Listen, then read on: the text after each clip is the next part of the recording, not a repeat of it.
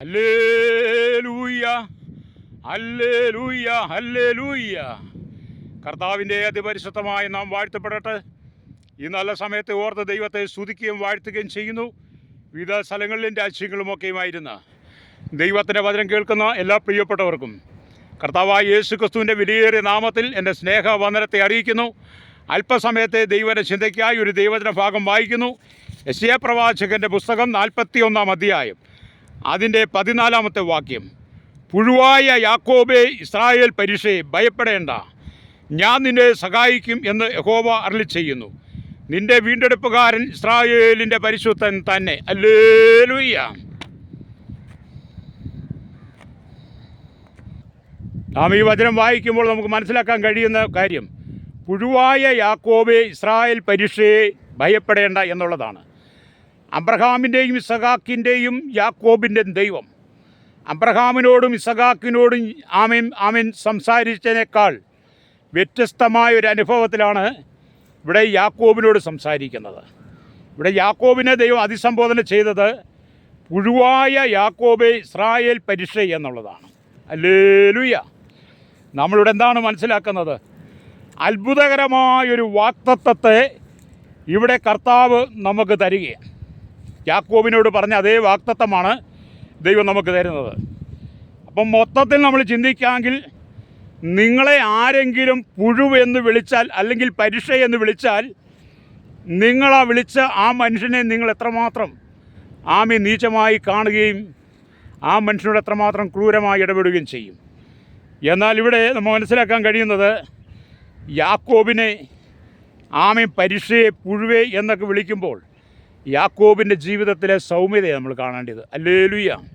അപ്പം നിങ്ങളെ പുഴുവേ, പരിശ എന്നൊക്കെ വിളിക്കുമ്പോൾ നിങ്ങൾ ചോദിക്കും, ഞാൻ ആരാണെന്നറിയാമോ? എൻ്റെ കുടുംബം അറിയാമോ? എൻ്റെ സാഹചര്യം അറിയാമോ? എൻ്റെ ജീവിതം അറിയാമോ? എൻ്റെ പൊസിഷൻ അറിയാമോ? എൻ്റെ നിലനിൽപ്പ് അറിയാമോ എന്നൊക്കെ ചോദിച്ച് ഒരുപക്ഷെ നിങ്ങൾ വളരെ കോപമുള്ളവനായി മാറും. എന്നാൽ ഇവിടെ യാക്കോബിനെ സംബന്ധിച്ചിടത്തോളം അലിയ, ഈ പുഴുവായി യാക്കോബേ, ഇസ്രായേൽ പരിശേ എന്നൊക്കെ വിളിക്കുമ്പോൾ യാക്കോബ് അവിടെ ദൈവത്തോട് ആക്രോശിക്കുവാനോ ശണ്ടയിടുവാനോ ഒന്നും ഒരുങ്ങാതെ അവിടെ ഒന്ന് താഴ്ത്തി കൊടുക്കുക. ഹല്ലേലൂയ. ഇതേപോലെയാണ് പ്രിയരെ ആത്മീയ ജീവിതം എന്നൊക്കെ പറയുന്നത്.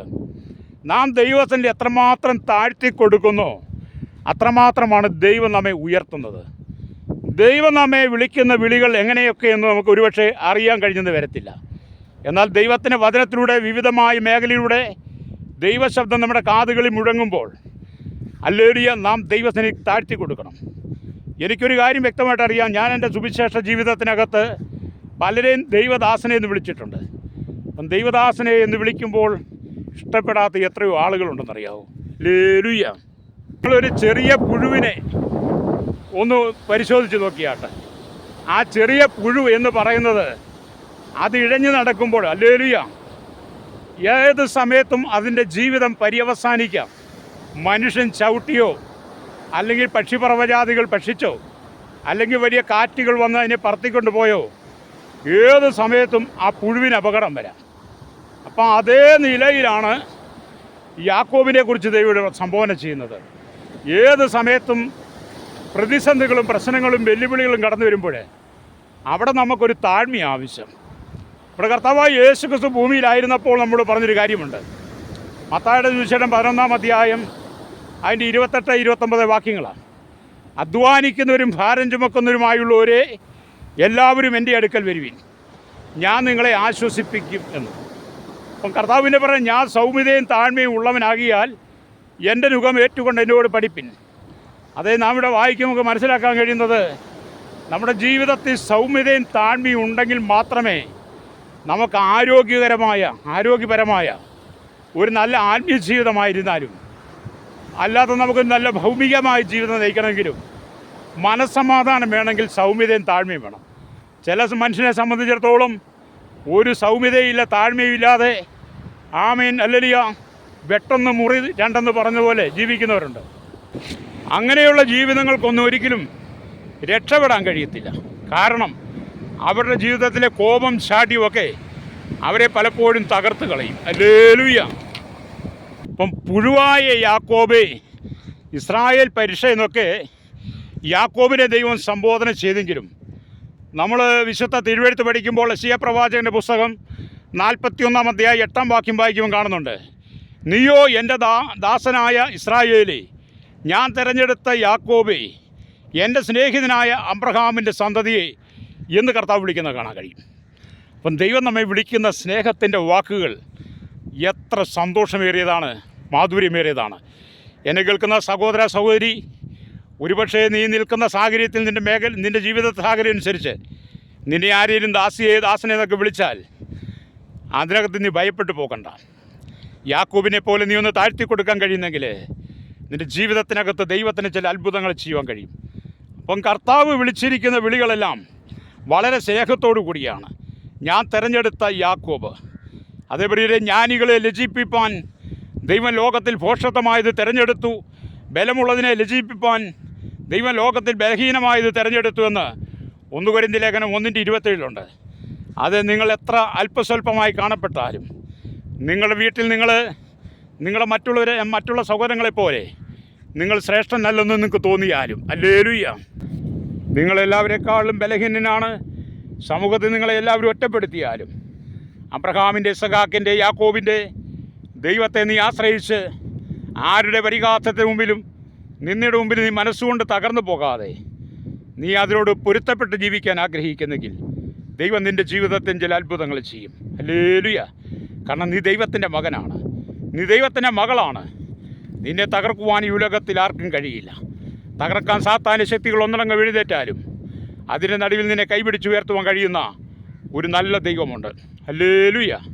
അപ്പോൾ ഇവിടെ രണ്ടാമതായി ചിന്തിക്കുമ്പോൾ കർത്താവ് നിങ്ങളെ സഹായിക്കും എന്നാണ് പറയുന്നത്.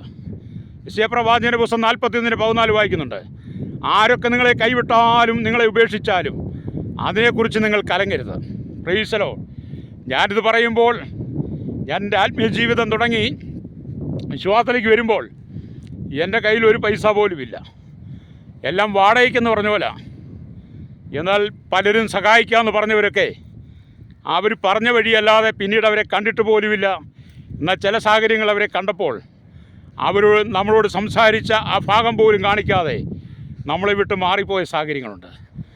അവിടെയൊക്കെ മനസ്സുകൊണ്ട് തകർന്നു പോയ അനവധി സാഹചര്യങ്ങൾ എനിക്കുമുണ്ട്. എന്നാൽ അങ്ങനെയുള്ള സാഹചര്യത്തിൽ കർത്താവിനോട് പറഞ്ഞു, അവരല്ല നിന്നെ വിളിച്ചത്, ഞാനാണ് നിന്നെ വിളിച്ചത്. അവരുടെ മകനല്ല നീ എൻ്റെ മകനാണ്. നിനക്ക് വേണ്ടി ചോരയൂറ്റി തന്നതും നിനക്ക് വേണ്ടി കാൽവരി ക്രൂശിൽ യാഗമായി മാറിയതും ഞാനാണ്. അതുകൊണ്ട് ലോകത്തെ നോക്കിയല്ല നീ ജീവിക്കേണ്ടത്, ദൈവത്തെ നോക്കി ജീവിക്കുക. അപ്പോൾ ദൈവത്തിൻ്റെ വചനമൊക്കെ എൻ്റെ ഉള്ളിൽ വരുവാൻ തുടങ്ങി. ഞാൻ സങ്കീർത്തന പുസ്തകം വായിച്ചപ്പോൾ എനിക്ക് മനസ്സിലായി, അവങ്കിലേക്ക് നോക്കിയവർ പ്രകാശിതരായി, അവരുടെ മുഖമോ ലജ്ജിച്ചു പോയതില്ല. അത് ഞാൻ ഭൂമിയിൽ മനുഷ്യൻ്റെ മുഖത്തുനിന്ന് കണ്ണുമാറ്റി ദൈവമുഖത്തേക്ക് കണ്ണുമാറ്റി യാക്കോബിനെ പോലൊന്ന് താഴുവാൻ തയ്യാറായി കഴിഞ്ഞപ്പോൾ, യാക്കോബിനെ പോലെ ജീവിതത്തിൽ സൗമ്യത അനുഭവത്തിലേക്ക് വന്നു കഴിഞ്ഞപ്പോൾ ദൈവം എൻ്റെ ജീവിതത്തിൽ പുതിയ പുതിയ വഴികളെ തുറക്കാൻ തുടങ്ങി. എൻ്റെ ജീവിതത്തിൻ്റെ അസമാധാനങ്ങളെയൊക്കെ ദൈവം മാറ്റി. എനിക്കും ജീവിതത്തിൽ സന്തോഷിപ്പാൻ കഴിയുന്ന അവസരങ്ങളെ ദൈവം തന്നു. അതേ എന്നെ കേൾക്കുന്ന പ്രിയ സ്നേഹിതാ, നിൻ്റെ ജീവിതത്തിനകത്ത് നീ ഒരിക്കലും താളടിയാണെന്ന് ചിന്തിക്കരുത്, നീ ഒറ്റപ്പെട്ടു പോയെന്ന് ചിന്തിക്കരുത്. നിന്നെ കാക്കുവാൻ കരുതുവാൻ ഒരു ദൈവമുണ്ട്. അത് ഞാൻ നിങ്ങൾക്ക് വേണ്ടി പ്രാർത്ഥിക്കാൻ പോവുകയാണ്. പുഴുവായ യാക്കോബേ, ഇസ്രായേൽ പരീക്ഷയെ ഭയപ്പെടേണ്ട, ഞാൻ നിന്നെ സഹായിക്കുമെന്ന് യഹോവ അരുളി ചെയ്യുന്നു. നിൻ്റെ വീണ്ടെടുപ്പുകാരൻ ഇസ്രായേലിൻ്റെ പരിശുദ്ധൻ തന്നെ. അതേ ഇന്ന് പകൽ നീ ഭാരപ്പെടുന്ന സകല വിഷയത്തിനും നിന്നെ സഹായിപ്പാൻ ദൈവം ആഗ്രഹിക്കുക. എന്നോടൊപ്പം ചേർന്ന് പ്രാർത്ഥിക്കാമോ? പരിശുദ്ധ ഞങ്ങളുടെ നല്ല ദൈവമേ, സ്വർഗ്ഗപിതാവേ, അനുഗ്രഹിക്കപ്പെട്ട നല്ല സമയത്തിനായി സ്തുതിക്കുന്നു. വിവിധമായ ഭാരങ്ങളും പ്രയാസങ്ങളും കഷ്ടതകളും സങ്കടങ്ങളും രോഗങ്ങളും നിന്ദകളും പ്രതികൂലങ്ങളാൽ കടന്നു പോകുന്ന ഞങ്ങളുടെ പ്രിയപ്പെട്ടവർക്ക് വേണ്ടി പ്രാർത്ഥിക്കുന്നു. അവർക്കെല്ലാം ഒരു സമാധാനവും ആശ്വാസം കൊടുക്കണമേ, കണ്ണുനീര് തുടയ്ക്കണമേ. ആശ്വാസദായകനായിരിക്കുന്ന ക്രിസ്തുവിൻ്റെ സമാധാനം എല്ലാവരുടെ ഉള്ളിൽ പകരട്ടെ. യേശുവിൻ്റെ നാമത്തിൽ തന്നെ ആമേൻ.